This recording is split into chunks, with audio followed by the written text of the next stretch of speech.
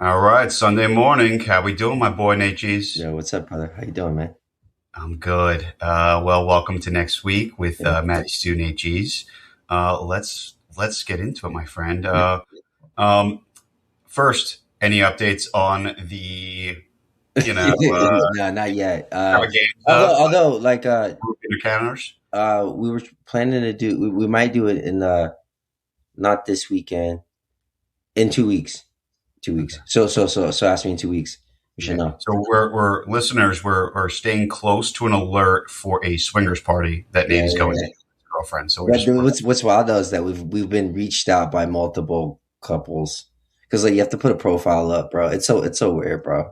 oh, they could reach out to you ahead of time. Yeah, yeah, yeah, yeah. So you get to, and you also get to see who's going to the parties. So what's Okay. that? So What's I the guess side you could chain do of like that? some scouting. I can talk a whole hour on this. You All right. can do some scouting. So All on right. Well, that note, anyway, I'm gonna start with you because you didn't even send me your what's the name. So what is the one thing you're looking forward to this week? you know what? I was struggling with it for a minute, right? Yeah. Because like we talked about it, like one, there's no sports to look forward to. It's like a weird month. But you know what I am looking forward to is Bill Maher coming back, and I'm going to Oh, elaborate that because it's like whenever he's gone, and he'll joke about like he's almost needed the most for the people that watch him, and he takes like these month breaks, but he'll be back, and he is such a great reminder for people that humility. Our boy, I don't want to blast his name or company, but uh, we did that retreat. He really taught me that humility is our best asset, right? for sure. So there's just not enough of that, and I feel like Bill Maher being able to make, he's hated Trump for how many years, but he's able to still go to the White House and still be able to say like, I don't also align with the party that I don't believe in blind loyalty, right? And it's just so refreshing to see a guy at that age show the rest of us like, you know, you see Winston Churchill behind me. One of my favorite quotes is those who never change their minds, never change anything at all. And I would say that Bill Maher has been more important now because of his ability to show it, especially at his age and stature of where he is and living in Hollywood, friends with a lot of, more liberal people and him being a more classic liberal to say, hey, like, this isn't working, right? What we're doing isn't helping. This guy's no good, sure, but this fire with fire is not a solution.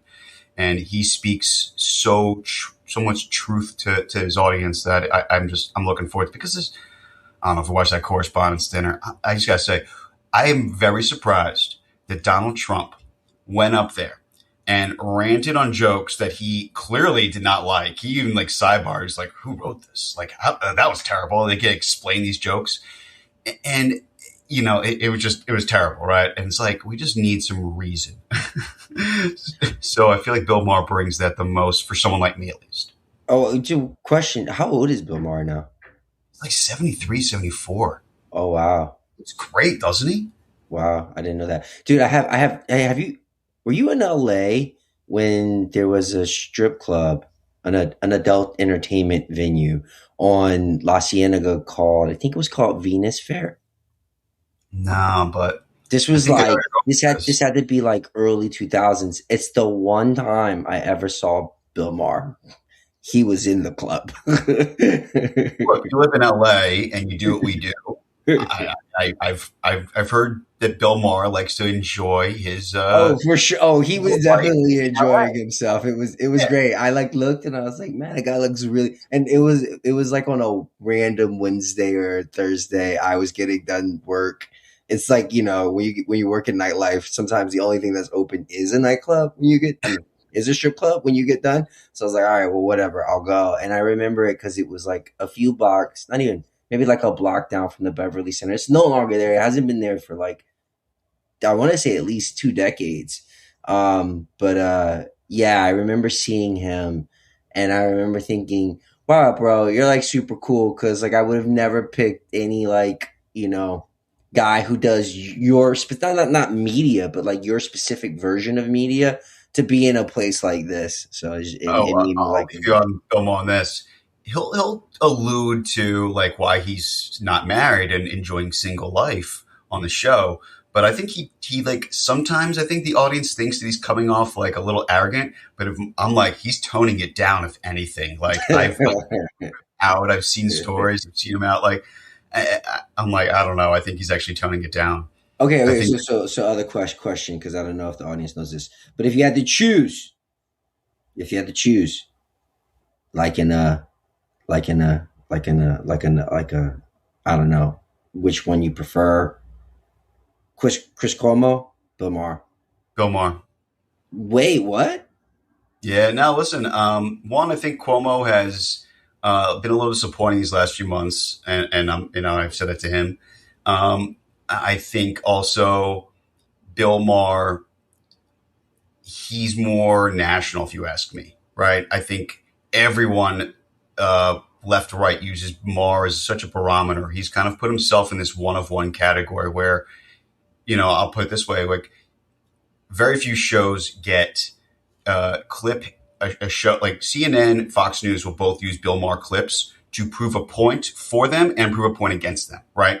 He's just a one of one in that sense, and he will have a conversation with anyone. And I think that anyone and people know that it's important to go on Bill Maher. I think if you're running for president, I'm like, I need to go on Bill Maher versus I need to go on Chris Cuomo, if that makes sense. Gotcha. Yeah, And I think Bill Maher is just a much more important voice. And I think that he's a little bit more of a national. And he's in a flexible position where it's different. Bill Maher is not, it's hard to compare them, right? Because Chris Cuomo is a journalist. Bill Maher is not a journalist. He would be the first to say, I'm not a journalist. Chris Cuomo goes up there and has a news segment. He's got 4.5 minutes to have people come on until commercial. Bill Maher gets an hour to do his thing. So different. yeah. But I would say that Bill Maher has been more important. And I would say where Cuomo is in a group of journalists that are important, where Maher's one of one. Got it. What Love. forward to next week, my friend? So it's a big week because I don't know how familiar you are with like the Fed, the Federal Reserve, the Federal Open Market Committee, but I Trump just keep guy. up with politics. So when it Yeah, calls yeah. I mean, politics, it's definitely where politics and where policy and finance like they marry. Um, and it's the second one for the new Trump appointed Fed chair, Kevin Warsh. you like Uh, him? Man, like I was kind of partial to Jerome Powell, although I think that Jerome Powell made some like big mistakes. The one being that they really let inflation go out of control, and we're still dealing with that. Like I think that, and I don't look. I'm not a Fed historian, nor am I like a Fed expert, but just from a outside looking in, and I've watched so many of those conferences now. I watch all of them for the most part on some sort of level, and I liked him because he seemed very fair, for the most part, and he seemed to represent like a Bill Maher. He seems to represent like the national interest on a whole. Don't know that yet about Kevin Warsh. He looks good, like in the sense that like he looks the part. He seems to be really smart, and he has seems to want to. I don't think it's just changed the institution. I think he wants to update it for what the problems that the Federal Reserve faces today, which like there's so much in terms of like they're not doing effective enough. Like the Fed is there to set up to basically help everyone live a better life. Like that's essentially what it is. It's supposed to, they're supposed to control prices so that we're not dealing with like every dude. I buy a Robex acai energizer large, and 2021 it was $9.99. Today it's like 13.50, and it's like, and it's continually, and this goes back to your double, like it just continually gets, Well, it hasn't stopped. And I'm like, just this year it went from 12.99 to 13.15 to 13.35 to 13.50, and it's like, why is this happening still? Like, why is it happening so still? excuse me. It's become so politically influenced. It has become just like, to me, I'm like, how like for the record, I still stand by like how is this guy not been beaten, right? Did you see this Truth Millie thing come out? Mm-mm.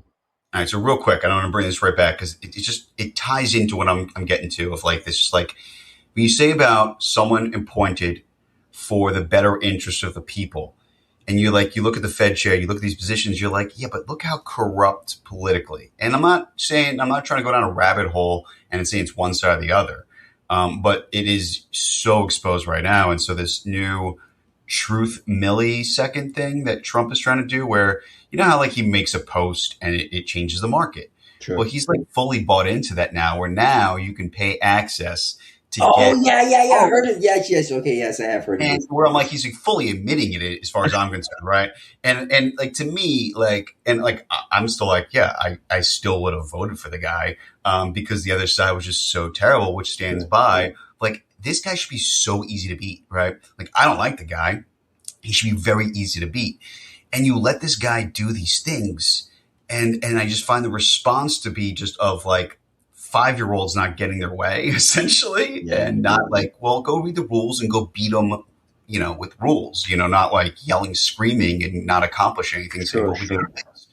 Um, and I look at all these things going on in a Fed chair, and I'm like, at what point do we like just look at the blatantness of really who is looking out for us, right? Even that housing bill that everyone's complaining about, if you really look at it, I heard Mark Caputo say this. He's like, it's actually not in the best interest of everyone. He's a straight shooter from Axios. Like when you break it down, right?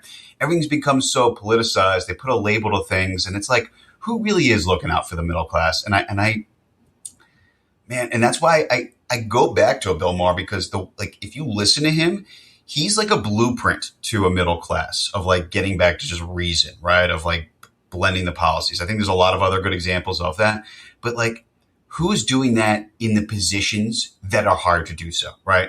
Like, is the Fed Reserve doing that? Are the people inside the government who are supposed to be looking out for the best interest truly doing that? And that's why I'll pass it on to you. And do you like on what your Yeah, thoughts? yeah. So, I mean, I will say this just to go back to what you said about liking or not liking Kevin Warsh. The ideas that he has that could help update the institution to actually better serve the American people as a whole, if they actually come to fruition, he might go down as like the best like Fed chair of all time. Is that actually who he is? Like, I don't know. Like, I don't know much about him outside. I think that he's married to the heiress of Estee Real Lauder. quick, what is like one or two things like a highlight that like someone will be like, oh wow, that's amazing that he wants to do.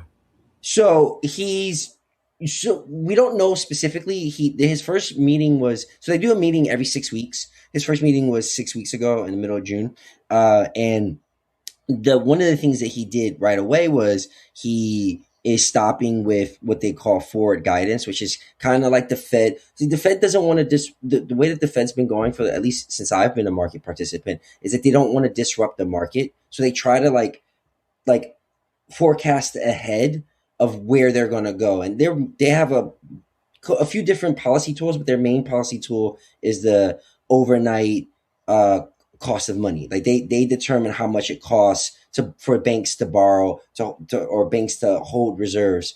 Um, uh, but in the past, and definitely in the past, since like the great financial crisis, the Federal Reserve has used both the chair's commentary and press conference as well as all the other governors and presidents' interviews and speaking engagements to kind of shape where they think that the monetary policy is going to go, and then allow the market to uh, respond to that and to make find prices on assets based on that. But what he wants to do, and I think this is kind of brilliant, and this is how it was prior, is he wants to stop telling the market this is what we're going to do. This is what we're going to do in 6 weeks. This is what we're going to do in 6 months. This is what we're going to do in 1 year. And instead let the market sort of figure out based on the data what it feels like is the best way to go. And then the Fed will chime in when it needs to. And basically the whole like less government is better for markets. Sounds like kind of the solution of the problem I was just laying out a little bit. yeah. And Too much government right now. there is a and I'll say this there as a person who believes in free markets, there is a brilliance to allowing natural competition to emerge, right? To allow the wisdom of the crowds to emerge, to allow the market to determine what's valuable versus what's not valuable. The only time that I believe that government needs to step in is when we get bad actors. Is when we get shit where it's like, oh, dude, that's corrupt. Like, that's not cool. We need somebody to come in and regulate. Like, I don't know if you've been a part of this, but dude, I've been a part of at least one crypto rug pull. That shit's not fun. You're like, wait, what the fuck just happened? I just lost X amount of thousands of dollars, and no, I can't go to nobody. I literally can't go to nobody. I can't even call like I don't know, some sort of internet cop to be like, or crypto cop to be like, hey man, like it just seems like this was bullshit. And look, hey, every investment is your own financial risk. Every time you put money up on anything, anytime you make a gamble or a bet or whatever it is, it's your own fault. But there still should be some sort of regulation, and that's where I think that government needs to come in. And it's just that hasn't happened as much as it needs to. That's what our founding fathers envisioned, right? Like that's why they made it so kind of loose, because they were like, well, we're not going to be around forever. We want this to last for as long as possible. We want some interpretation. And so when things don't go wrong, things are up for conversation and change. And every time, from Rockefeller on, every time industries go through transformational changes, the government goes in and they don't, seize means of control, but they, recalibrate some of the laws that are already in place to make it a little bit more up to date with the current world. And that's what's needed, right? Like, oh, I'm sorry, I didn't know that, but I just wanted to ask you this real quick. Have you ever invested in crypto? Oh yeah. Oh, Yeah. okay. I didn't know if you did. Oh, wait. You part that backfired big time. Yeah. Yeah. Okay, I think I with our buddy. Yeah. Okay. But let me ask you this on some good stuff. Well, actually, not good stuff, because we already talked about good stuff. It just feels like we turned it all into not good stuff. What are you not looking forward to next week? Well, you're smiling because you love hearing this, because I can't wait to because I used to be a big Marvel fan, and not only that, I just was realizing after I texted you and you responded back, I was like, dude, I've seen all of the Spider-Man movies that first weekend. This is going to be the first time, so I'm not looking forward to Spider-Man. Brand new day. Dude, I haven't even saw a trailer. All I've seen is the billboards. Like in Hollywood, those billboards are everywhere. Well, everything right now is Odyssey. Everything, right? Yeah. And there are also way better movies, in my opinion, coming out. I'd much rather see Young Washington. I can't wait to see the new Anthony Bourdain movie. Okay. That's coming out. So I think there's Anthony Bourdain one. I would make an argument on a side note that Christopher Nolan has single-handedly saved the film industry. Well, he's saved going to movies. You can say that for the last 10 years. He went. IMAX made a camera for the guy, right? Yeah. He just took getting IMAX tickets to the hottest thing. Yeah. We've seen this, right? And on the flip side, you want to give me Spider-Man? People are tired of the same nonsense. That's the thing.